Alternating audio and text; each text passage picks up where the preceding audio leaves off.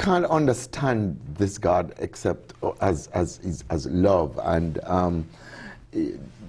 Augustine says something like this. He says, you know, if God is love, then there has to be a sort of eternal lover, eternally beloved, and there has to be love. So Augustine was very convinced that God had to exist if God is eternal as a triune God, because love has at least to have this somebody who is giving subject and someone the who is reality of receiving. it.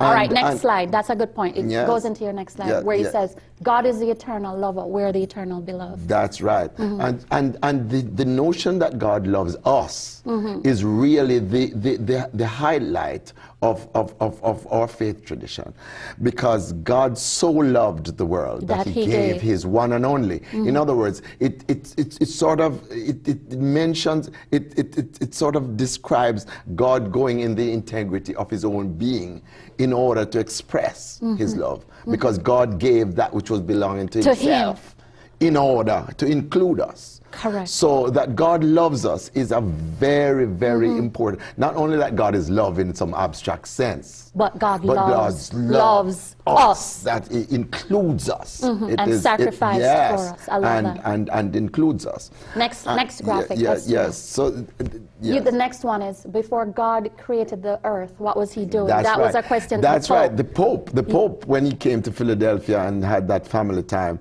he gave that in his talk.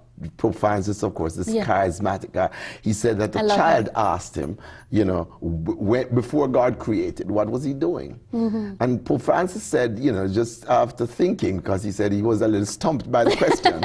And he said, God was loving.